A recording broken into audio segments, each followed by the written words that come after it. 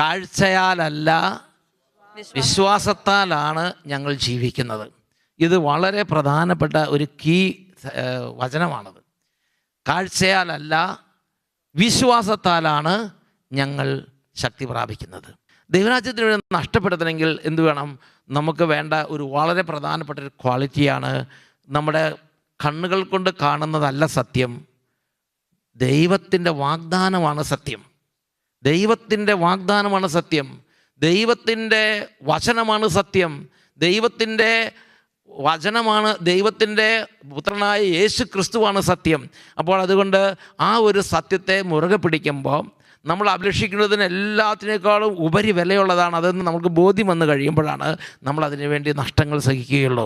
നിങ്ങൾ കർത്താവിൽ നിന്നൊരു സ്വപ്നം സ്വീകരിച്ചാൽ, കർത്താവിൻ്റെ ഒരു പ്രചോദനം സ്വീകരിച്ചാൽ അതിനുവേണ്ടി ബോൾഡായിട്ട് മുറുകെ പിടിക്കണം. ധൈര്യം വേണം. ധൈര്യമുള്ളവരുടെ കൂടെയാണ് കർത്താവ് പ്രവർത്തിക്കുകയുള്ളൂ. ധൈര്യമുള്ളവരുടെ കൂടെ കർത്താവ് പ്രവർത്തിക്കുകയുള്ളൂ.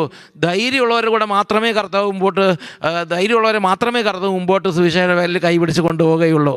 Hallelujah, hallelujah.